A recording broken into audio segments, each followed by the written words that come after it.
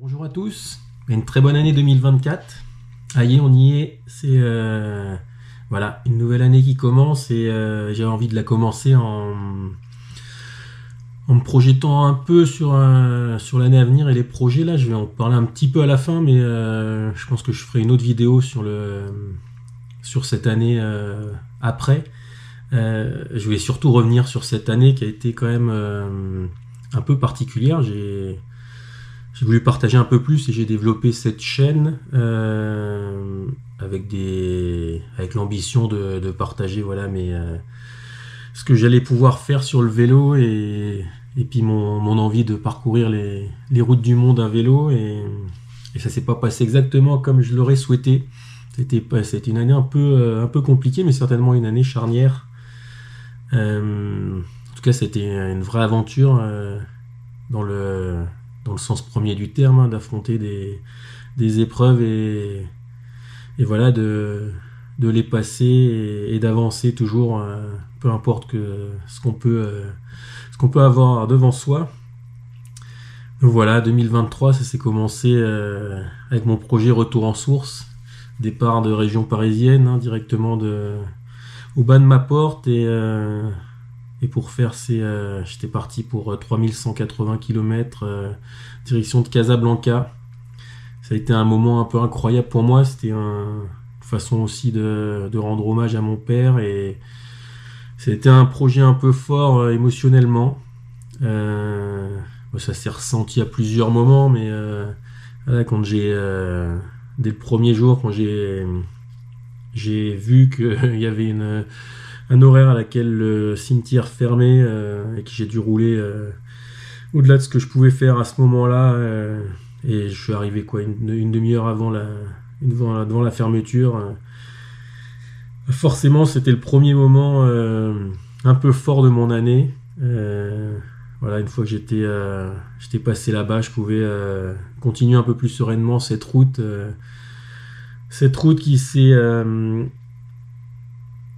qui a débuté dans des conditions climatiques un peu compliquées, avec du vent de face tout le long. Du coup, j'avais fait une préparation qui était axée que sur des heures de selle, donc que de l'endurance. Et c'est vrai que j'avançais très peu. Et du coup, les étapes que j'avais prévues, je mettais 2-3 heures de plus par jour.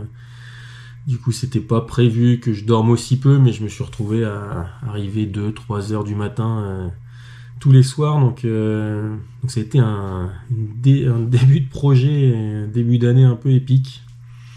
Et puis après, moi j'ai décidé de ralentir à un moment l'allure. J'ai écourté une étape, je crois. Et puis bon, après, je suis passé en Espagne et là, il a commencé à faire beau. Commencé à rouler sur des routes que j'avais pas forcément empruntées. Donc là, ça a commencé à basculer dans quelque chose d'un peu différent. Et malheureusement, voilà, à chaque fois qu'il y a un truc un peu positif, il y a toujours quelque chose de négatif qui peut arriver. Et on a eu ce problème de drone et du coup une aventure que je devais partager pour faire un joli film avec Ben s'est transformée en une aventure complètement solitaire après un tiers, même pas un tiers de la distance. Et puis ouais, c'est dès le lendemain ou dès la nuit suivante, je crève deux fois, j'ai plus de quoi réparer. Et je me retrouve à pousser le vélo jusque devant un décathlon. Donc j'arrive minuit, 1 heure, après avoir fait le tour de tous les hôtels de la ville et qui étaient tous ou fermés ou complets. Donc je passe la nuit comme je peux. J'arrive pas à dormir parce que j'ai un peu trop froid. J'essaie de m'allonger sur un banc, mais j'y arrive pas. Puis là, le décathlon ouvre, je rachète des chambres à air, je répare, j'en ai d'autres du coup pour la suite et ça repart. Mais c'est vrai qu'avec tout ce vent du début, les conditions climatiques un peu dures, après les conditions qui s'améliorent, ça va un peu mieux, et reparti à fond et puis mince, tu perds le vidéaste et la personne qui t'accompagne commence à crever plein de fois. Enfin, tous les messages qui arrivent sont hyper négatifs et te pose la question de savoir si tu vas réussir le projet. Et puis du coup, je réussis à continuer. Je m'arrête du coup assez tôt, comme j'ai passé la nuit sans dormir. Et là, j'apprends à l'hôtel qu'il y a une tempête qui se lève. Donc le soir, je sors à pied pour aller manger, pas très loin.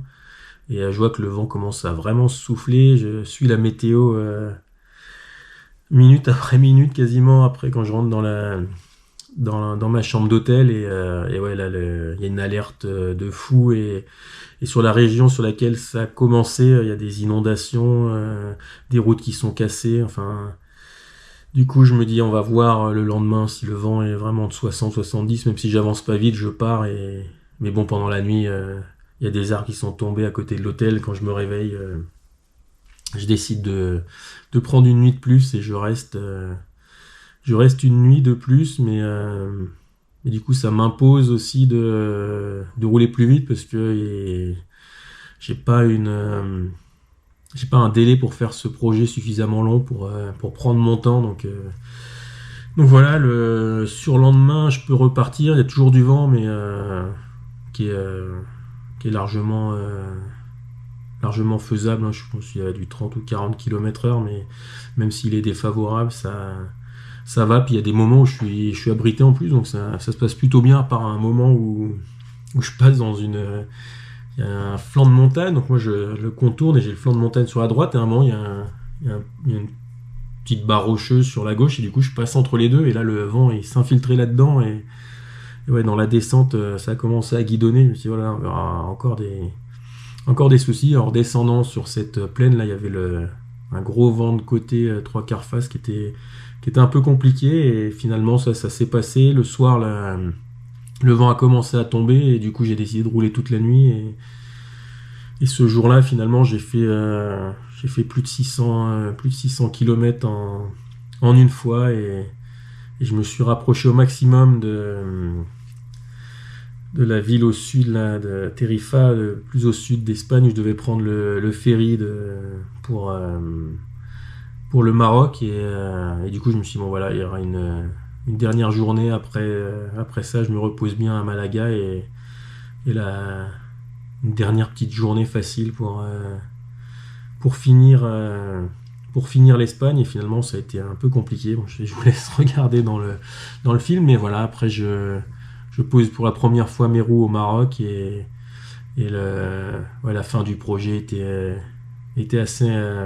incroyable. Mais heureusement on peut pas ramener les images qu'on aurait voulu, on peut pas raconter l'histoire comme on aurait voulu la raconter, mais voilà, on est content, on a réussi à trouver des solutions, et on a pu sortir quand même un film sur cette aventure. Donc l'année 2023 commençait très fort,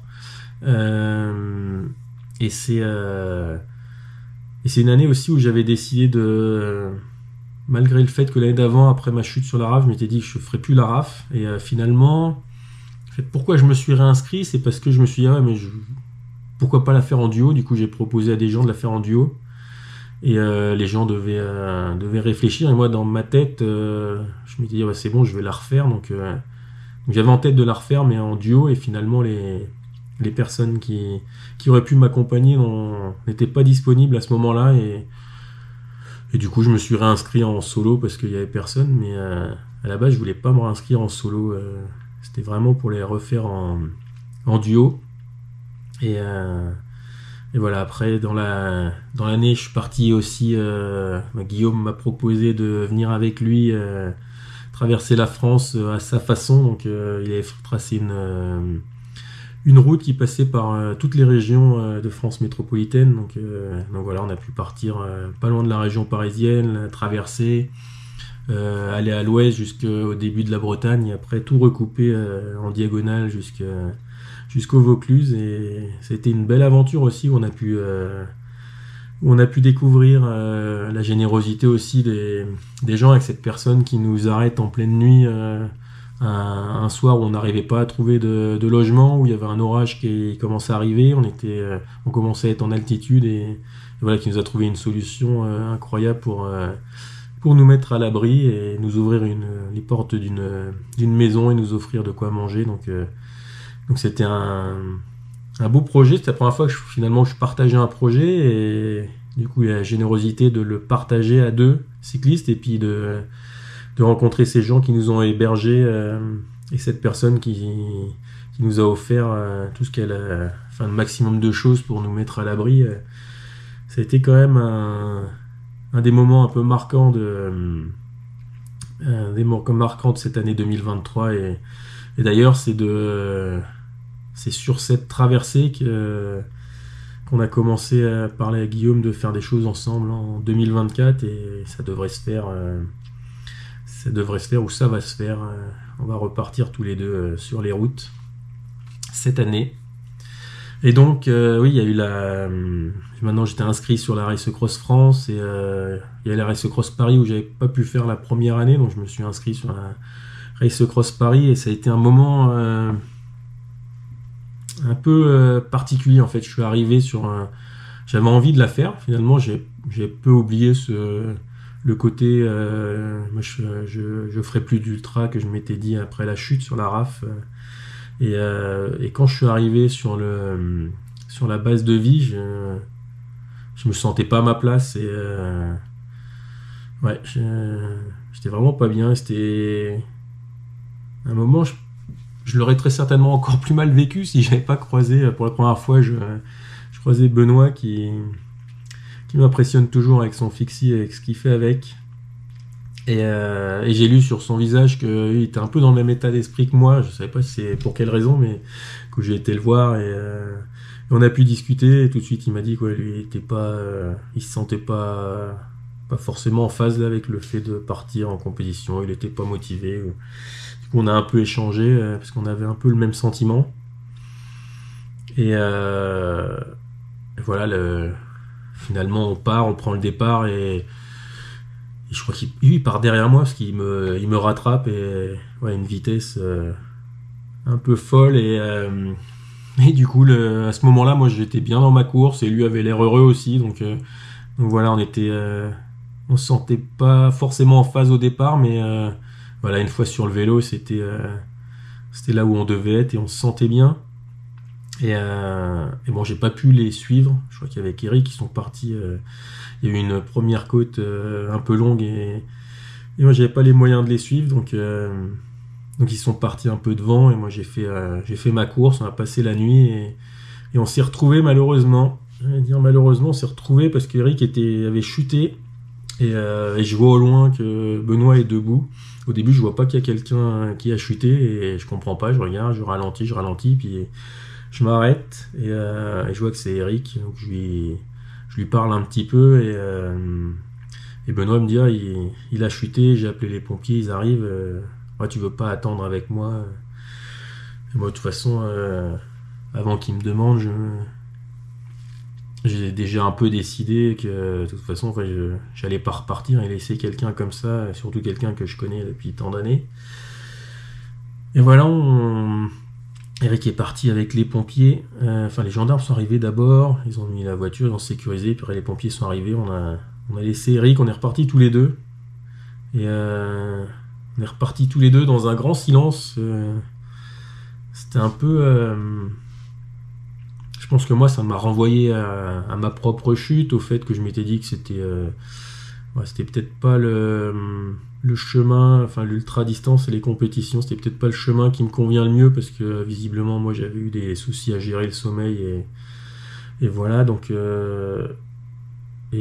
je me rappelle que c'était des moments un peu particuliers parce qu'on roulait du coup j'ai pas du tout envie de dormir donc je voyais très bien mais j'avais toujours comme en filogramme là, dans ma vision j'avais toujours la vision d'Eric à terre et donc ouais, ça a duré pas mal de temps et bah, du coup on passait pas très loin de chez Ben donc il nous a proposé de s'arrêter chez lui, qu'il nous fasse un peu à manger donc on a été jusqu'à chez lui, on a mangé et je me rappelle plus si déjà là Benoît il commençait à parler mais je crois que c'était un peu plus loin d'arrêter et puis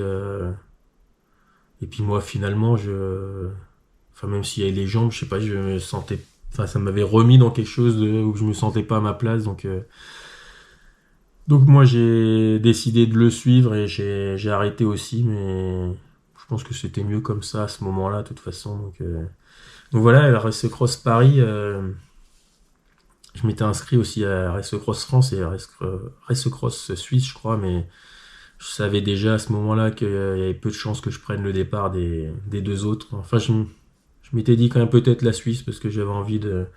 J'aime bien aussi les premières éditions et découvrir. J'ai pas encore roulé en Suisse, donc c'était une belle occasion de faire les deux, mais au final,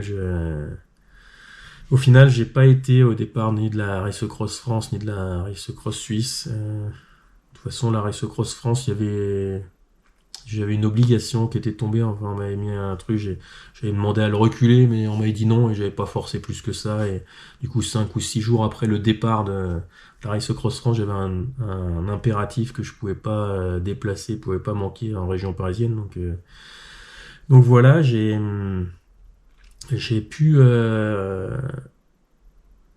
enfin, je me suis dit, bah tiens, si, pourquoi pas, parce que moi, ce que je voulais, c'est, même si la Race Cross France m'avait redonné envie, c'est parce que le parcours changeait, que bah, ça partait vers le nord et l'est, et voilà, c'était toute une partie qu'on n'avait jamais fait, que j'avais jamais roulé, donc dès que j'ai eu ce message de ce rendez-vous, je me suis dit, bah, tiens, si je peux, pourquoi pas partir avant et faire la trace. Donc j'avais en tête d'aller faire la trace en totalité. Et je suis parti un peu du jour au lendemain, une semaine avant le départ. C'est vrai que je m'étais donné un temps pour le faire, donc ça me laissait plus de temps qu'en compétition, mais j'avais pas non plus énormément de temps. Et moi, c'est dès le début, c'est pareil. Je vous invite à aller voir la vidéo, mais dès le début, c'était compliqué. C'était compliqué avec la nutrition. C'est quelque chose qui m'était quasiment jamais arrivé, mais pas du tout faim pendant 15-20 heures de vélo. Et j'ai dû me forcer à manger. Et avec du recul, tout ça, il y a plusieurs trucs comme ça. On a l'impression que c'est voilà, comme je savais que ouais, ça pouvait être un peu dangereux l'ultra pour moi parce que je poussais trop. Ben, c'était peut-être la façon de mon inconscient de me pousser à arrêter. Donc ouais, au bout de 160 km, je crois, je passais dans un village, j'avais marqué gare et je m'étais posé la question d'arrêter. Voilà. Donc j'ai poussé, j'ai dormi chez Michel. C'est pareil, la vidéo, ça c'était l'année d'avant encore, où au Tour de Meuse, on s'était livré un peu bataille, et du coup il est arrivé avant moi sur ce Tour de Meuse, mais je pense que c'est sur cette épreuve-là que j'ai le plus progressé l'année d'avant, et du coup j'avais fait un bon résultat enfin j'étais en forme sur la Race Cross France grâce à ça, donc voilà, il m'a accueilli, on a passé une bonne soirée, j'ai dormi, puis c'est vrai que voilà, je suis reparti le lendemain frais, mais déjà je me posais la question enfin, il y a d'autres raisons qui faisaient que je savais qu'il y a peu de chances que je fasse ces 2500 km, donc je me suis arrêté à faire les 1000 premiers kilomètres, qui était un peu ce que je souhaitais faire finalement pour découvrir la nouvelle partie du parcours. Donc voilà, ça a été aussi un moment hyper sympa, puis ça m'a un peu sorti du contexte aussi de ma vie perso. Il y avait pas mal de soucis de ma vie pro qui me convenaient plus. Donc ça allait un peu mieux après ça, puis les soucis sont revenus. J'ai décidé de vendre la maison et de me poser la question enfin, de tout remettre en question, peut-être de quitter la région parisienne et de me relancer ailleurs voilà, sur d'autres horizons, mais je me suis laissé un peu de temps, et mi-août, je suis parti faire le challenge Tourmagne. Pareil, je suis parti, il n'y a aucune obligation de temps sur ce challenge-là, qui est vraiment être super intéressant et sympa à faire, mais pourquoi, je sais pas. Dès la première nuit, je pensais dormir et j'ai roulé toute la nuit, et voilà, je suis parti en mode ultra distance, mais sans la pression du chrono, donc je me suis pas mis en danger au niveau du sommeil, mais par contre, ouais, déjà, j'étais pas préparé parce que j'avais pas énormément roulé Ouais, je sais plus combien de temps, mais un mois et demi avant. Enfin, donc voilà, c'était un peu compliqué. Puis il y a eu ce problème avec le genou. Où, ouais, sur le coup, ça m'a vraiment fait très mal. Et puis j'ai réussi à gérer la douleur, mais il y avait vraiment des hauts et des bas. Et ouais, il y avait vraiment des bas très très forts. Et c'est vrai que juste après, quand je suis arrivé, la douleur est remontée. Le lendemain, là, je pensais remonter en vélo et que non, c'était impossible. Je me suis dit, ouais, je me suis quand même bien fait mal. Et c'est vrai finalement, avec le mental, le message de douleur, on arrive, il s'estompe en fait, la douleur elle est toujours là, mais on n'a pas le message, donc on arrive à avancer, mais voilà, c'était aussi un beau projet pour finir l'été, et c'est à la fin de ce projet que j'ai décidé qu'il était temps d'arrêter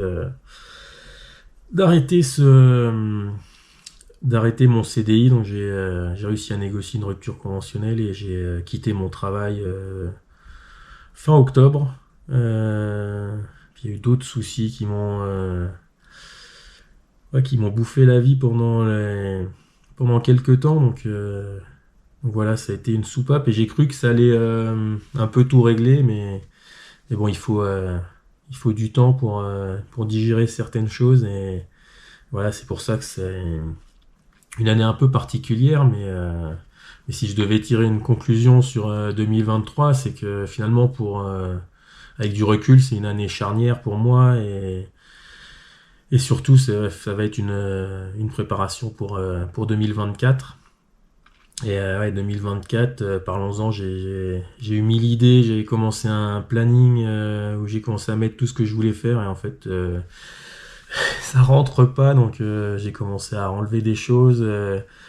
On a, hum, sur les dernières semaines, derniers mois de 2023, avec Guillaume, on a préparé un projet et voilà, maintenant c'est sûr, on va le réaliser d'ici quelques semaines. Je pense que dès la semaine prochaine, j'en parlerai un peu plus parce que bah, c'est pareil c'est hyper génial de faire à deux, mais c'est aussi plus compliqué. Moi, je me vois pas communiquer des choses sans lui en avoir parlé avant et voilà, donc faut qu'on se coordonne sur tout et ce sera beaucoup plus simple quand on sera sur le vélo à parcourir les kilomètres. Euh, donc voilà, on a passé beaucoup de temps à préparer ce projet qui arrivera là sous peu et qui sera très différent de ce que j'ai pu faire avant et qui sera très différent de ce que je ferai après. C'est certainement la seule fois que je ferai quelque chose comme ça, mais voilà, je prendrai le temps de réexpliquer et d'en reparler, je pense, à partir de la semaine prochaine. Je pense qu'on commencera à dévoiler petit à petit des éléments de ce projet. Et voilà, si vous avez des idées de ce qu'on aurait pu imaginer et ce qu'on va faire, allez-y, mettez-les en commentaire. Ça va voir si des gens puissent avoir l'idée de. Enfin, j'ai laissé régulièrement des indices, mais bon, moi j'avais l'impression que c'était des indices, c'est des indices qui se percevaient pas. Puis finalement, j'ai reçu des messages où je me suis dit ah mince, là, ils ont peut-être compris un peu plus que j'ai l'impression que ça montrait pas grand-chose, mais et voilà, on est sur les starting blocks et ça va bientôt partir et on sera content de partager tout ça. Et on embarque avec nous Ben pour faire un joli film sur cette première aventure 2024. Et encore une bonne année à tous et beaucoup de vélo, surtout la santé et prenez soin de vous.